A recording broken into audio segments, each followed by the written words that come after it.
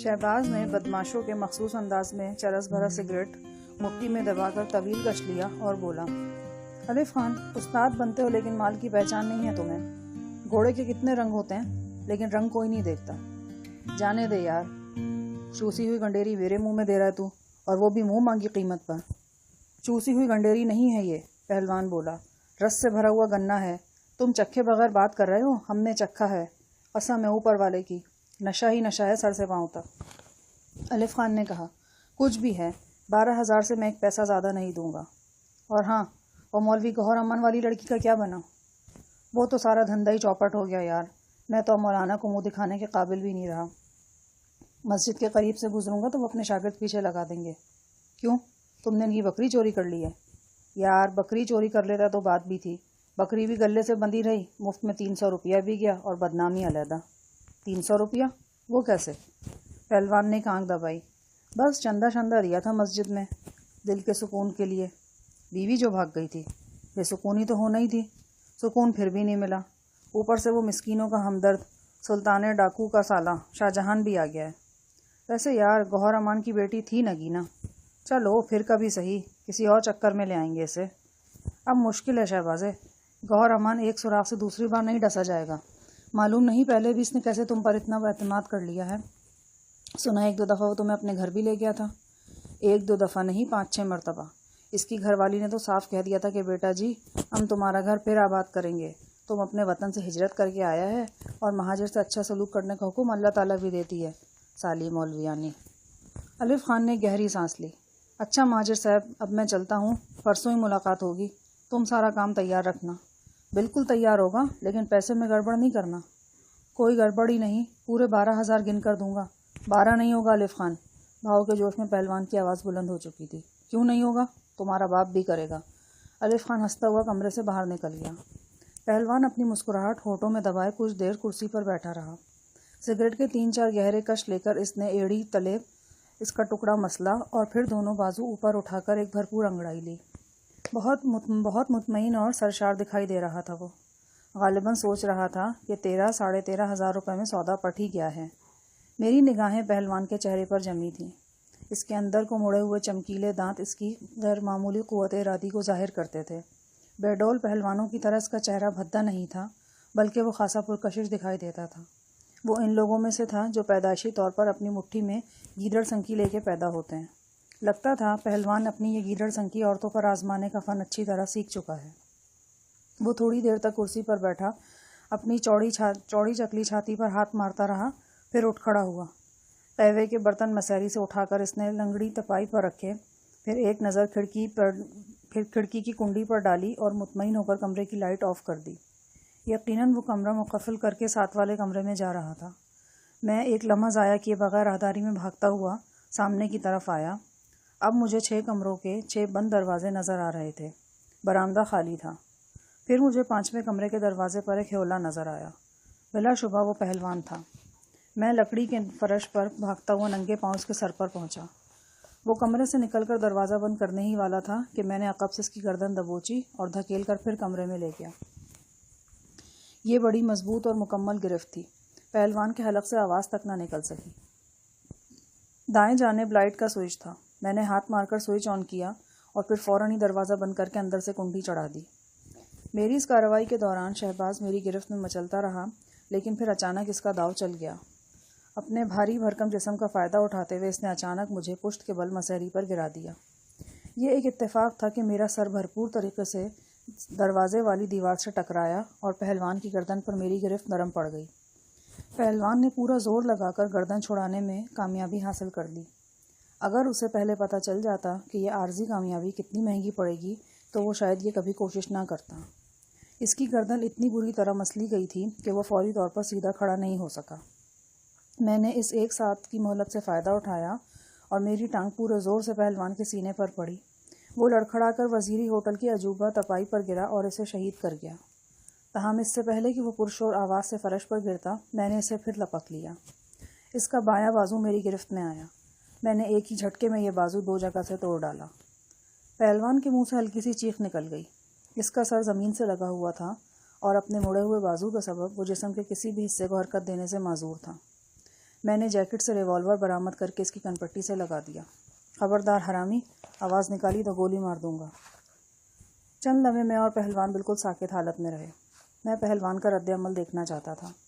جب مجھے اندازہ ہوا کہ فی الحال وہ مزاحمت ترک کر چکا ہے تو میں نے اس کا بازو چھوڑا اور چند قدم ہٹ کر کھڑا ہو گیا۔ پہلوان کا رنگ ہلدی ہو رہا تھا۔ اپنے شکستہ بازو کو سیدھے ہاتھ سے تھام کر وہ اٹھ بیٹھا۔ اس کی گردن پر ضرب آئی تھی، لیکن بازو سے زیادہ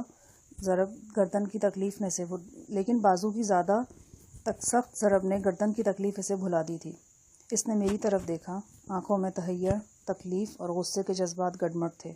کبھی ایک جذبہ نمایاں ہو جاتا تو کبھی دوسرا۔ کیا بات ہے؟ وہ عجیب سی پھٹی پھٹی آواز میں بولا۔ تیری ماں کا سر! دیوار کے ساتھ کھڑا ہو جا ورنہ عمر بھر کے لیے کھڑا نہیں ہو پائے گا۔ میرے لہجے سے جھلکتی درندگی نے اسے سرتاپا لرزا دیا، لیکن بندہ ڈھیٹ تھا، اکڑا کھڑا رہا۔ ہاں، تھوڑا سا پیچھے ضرور ہٹ گیا۔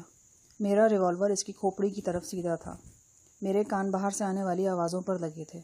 پہلوان سے مختصر زور آزمائی کے دوران جو آوازیں پیدا ہوئی تھیں وہ ہوٹل میں موجود لوگوں کو اس کمرے کی طرف کھینچ سکتی تھیں۔ خاص طور پر ساتھ والے کمرے میں نجو کا باخبر ہونا تو عین ممکن تھا۔ میں تھوڑی دیر سن لیتا رہا، پھر مطمئن ہو کر چارپائی پر بیٹھ گیا۔ قسمت ساتھ دے رہی تھی۔ دائیں طرف والے کمرے غالباً خالی تھے۔ جہاں تک نجو کا تعلق تھا، اس کے بارے میں بعد ازاں پتہ چلا کہ وہ خواب آور دوا کے زیر اثر تھی۔ پہلوان کا زخمی بازو تھر تھر کانپ رہا تھا اور اس کے ہونٹ سفید ہوتے جا رہے تھے۔ میں نے اس کی آنکھوں میں جھانکتے ہوئے کہا، حرام زادے، تو کیا سمجھتا تھا کہ میں نجو کو تیرے رحم و کرم پر چھوڑ کر چلا جاؤں گا؟ کیا بکواس کر رہے ہو تمہارا دماغ تو نہیں چل گیا؟ کتنے میں بیچا غلام خان کی بیٹی کو؟ میں نے الٹا اس سے سوال کیا۔ اس کی آنکھیں حیرت سے پھیل گئیں۔ میں نے کہا، اس کتے الف خان کے ساتھ تمہاری ساری بکواس سن لی ہے میں نے، اب چھپانے سے کوئی فائدہ نہیں۔ عورتوں کا بیوپار کرتا ہے تو؟ تیری سب سے کم سزا یہ ہے کہ تجھے کھلے میدان میں بٹھایا جائے اور تجھ پر دہی ڈال کر بھوکے کتے چھوڑ دیے جائیں۔ میں نے ایک زوردار ٹھوکر اس کی ٹانگوں کے درمیان ماری۔ وہ تڑپ کر گھٹنوں کے بل گرا اور اپنا اکلوتا ہاتھ گود میں بھینچ کر بل کھانے لگا۔ چند لمحوں کے لیے یوں محسوس ہوا جیسے وہ بے ہوش ہو کر گر جائے گا، لیکن پھر اس نے خود کو سنبھالا۔ میں چہرے کے تاثرات سے اس کا دل کا حال پڑھنے کی کوشش کر رہا تھا۔ وہ اپنی جان بچانے کے لیے ایک بھرپور کوشش کرنا چاہتا تھا، لیکن اوپر تلے پہنچنے والی جسمانی ضربات نے اسے اس قابل نہیں چھوڑا تھا کہ وہ ریوالور کی موجودگی میں کوئی کارگر حملہ کر سکتا۔ خاص طور پر ٹوٹے ہوئے بازو کی تکلیف اس کے لیے ناقابل برداشت ہوتی جا رہی تھی۔ پھر ایک دم اس نے ہمت ہار دی۔ وہ بدلے ہوئے لہجے میں بولا، دیکھو صاحب یار، میں تم سے لڑنا نہیں چاہتا۔ جو بھی بات ہے وہ ہم انسانوں کی طرح بیٹھ کر سکتے ہیں۔ بہت ڈھیٹ ہو تم، اب بھی خود کو انسان سمجھ رہے ہو؟ میرے خیال میں تم 2 ٹانگوں والے بھیڑیے ہو، اور بھیڑیوں کو مارنا میرا پرانا مشغلہ ہے۔ فقرے کے آخری الفاظ ادا کرتے کرتے میری آواز کچھ بھیانک سی ہو گئی تھی۔ شہباز سرتاپا لرز گیا۔ اس کی نگاہیں خود بخود میرے ریوالور پر جم گئیں۔ میرے لہجے میں اسے فرشتے اجل کے پروں کی پھڑپڑاہٹ سنائی دی تھی۔ میرے اس بدلے ہوئے روپ کو اس نے بے پناہ حیرت سے دیکھا اور جیسے سیکنڈ کے 1000ویں حصے میں سے یقین ہو گیا کہ میں اسے زندہ نہیں چھوڑوں گا۔ وہ روئے زمین کے بدترین پیشے میں ملوث تھا۔ اس میں وہ جرأت کیسے آ سکتی تھی جو کسی شخص کو موت کے روبرو بھی سر بلند رکھتی ہے؟ وہ ایک دم گھگیانے لگا۔ مجھے مت مارنا استاد، تم جو کہتے ہو میں وہ کرنے کے لیے تیار ہوں۔ میں سب کچھ چھوڑ دوں گا، میں تم سے وعدہ کرتا ہوں، سب کچھ چھوڑ دوں گا، بڑی سے بڑی قسم کھانے کو تیار ہوں میں۔ پہلوان، تمہاری زبان وہ نہیں جس سے قسم لی جاتی ہے، یہ کاٹ کر بھوکے کتوں کے آگے پھینک دی جانے والی زبان ہے۔ 1 ہفتہ پہلے تم نے اسی زبان سے خانہ خدا میں بیٹھ کر قسم کھائی تھی کہ اب ساری زندگی نجو کو کوئی دکھ نہیں دو گے، اسے سراخوں پر بٹھا کر رکھو گے۔ 4 روز پہلے خدا کو حاضر ناظر جان کر تم نے اسی زبان سے نجو کو اپنی شریک حیات بنایا تھا، اور آج تھوڑی دیر پہلے اسی زبان سے ایک بردہ فروش کے ہاتھ اسے بیچا ہے۔ معلوم نہیں اس سے پہلے یہ لعنتی زبان کتنے ایسے سودے کر چکی ہے۔ تم خود ہی بتاؤ، یہ زبان اعتبار کے قابل ہے؟ بتاؤ، بولو۔ پہلوان نے سر جھکا لیا۔ میں اپنی غلطی مانتا ہوں، اپنی ساری غلطیاں مانتا ہوں، میں خود کو ٹھیک کر لوں گا۔ تم جیسے کہو گے میں ویسا ہی کروں گا۔ میں وعدہ کرتا ہوں تم سے، صرف ایک بار میری زبان کا اعتبار کر لو، میں بالکل بدل جاؤں گا، میں خود کو بدل کر دکھاؤں گا۔ نہیں پہلوان، جو شخص خانہ خدا کو اپنے ناپاک خواہشات کے لیے استعمال کر سکتا ہے اور اعتکاف کے حجرے میں بیٹھ کر جھوٹی قسمیں کھا سکتا ہے، وہ کچھ بھی کر سکتا ہے۔ میں نے ریوالور کے ٹریگر پر دباؤ بڑھا دیا۔ پہلوان کی پھٹی ہوئی آنکھیں میری انگلیوں کی حرکت کو دیکھ رہی تھیں۔ اس نے تڑپ کر میرے ننگے پاؤں پکڑ لیے۔ نہیں استاد، گولی مت چلانا، مجھے مار کر تم اپنے ہاتھ سے نجو کو بیوہ کر دو گے۔ मैं इसे बिना बेवा करूँगा तो मैं इसे बेवा नहीं करूँगा तो तुम इसे रंडी खाने में बिठा दोगे। तुम एक सांप हो, तुम्हारा सर कुचलना ऐन नेकी है। वो एक बार फिर मिन्नतें समाजतें करने लगा और बड़ी बड़ी कस्में खाने लगा कि अगर मैं इसे ज़िंदा छोड़ दूँ तो वो चोर से कुतुब बन के दिखा देगा। वो ऐसे स्टेज में था कि मैं इससे जो भी पूछता वो बता देता। मैंने इसे हुक्म दिया कि वो उठकर कुर्सी पर बैठ जाए। वो बैठ गया। मैंने पूछा, कोई हथियार तो नहीं है तुम्हारे पास या तुम्हारे इर्द गिर्द इस कमरे में? वो नफ़ी में सर हिलाने लगा। कोई तेज़ धार आला या ऐसी चीज़ जिससे तुम मुझे नुकसान पहुंचा सको? नहीं, ऐसी कोई शय नहीं इस कमरे में। ठीक है, अब मुझे बताओ क्या करते रहे हो अब तक और कैसे करते रहे हो? इसकी मज़ाहमत बिल्कुल दम तोड़ चुकी थी। उम्मीद की किरण देखकर वो टेप रिकॉर्डर की तरह फर बोलने लगा। 3rd डिग्री की चक्की में पिस कर मुलायम हो जाने वाले हवालाती की तरह इसने मुझे वो सब कुछ बता दिया जो मैं पूछना चाहता था, बल्कि वो भी बता दिया जो मेरे लिए पूछना ज़रूरी नहीं था। इसकी रुदात करीबन पौन घंटे में ख़त्म हुई। इस दौरान मेरे रिवॉल्वर ने इसे निशाने पर लिए रखा। पहलवान की राम कहानी मेरे लिए चौंका देने वाली नहीं थी। वही सियाहकारियाँ थीं जिनकी पहलवान जैसे शख्स से तवक्को की जा सकती थी। नज्जों से पहले वो करीबन 8 लड़कियों और औरतों को इसी तरह वरगला कर इलाक़े गैर में ला चुका था और फ़रोख्त कर चुका था। पाविंदा बस्ती में इसने मुझे बताया था कि वो लंडी कोतल आता जाता रहा है। हकीकत में इसने लंडी कोतल की शक्ल तक नहीं देखी थी। इसकी लानती सरगर्मियों का मरकज़ यही पारा चनार और सद्दा के गिरदोनवा का इलाका था। कबाब फरोश रहमान ज़ई इसके साथियों में शुमार होता था और इसके कारोबार में पूरी तरह मुलव्विस था। जोग ज़ामिन में पहलवान के हाथों आगा कादिर ज़मान के बंदे का कत्ल इस वजह से नहीं हुआ था कि पहलवान नज्जों को बचाना चाहता था। इस कत्ल का सबब रकम की तकसीम का मामला था। वो शख्स पहलवान का राजदार था और इसने धमकी दी थी कि वो पहलवान का कच्चा छिट्टा आगा कादिर के सामने खोल के रख देगा। नतीजे में पहलवान ने कुल्हाड़ी मारकर इसका सर 2 टुकड़े कर दिया था।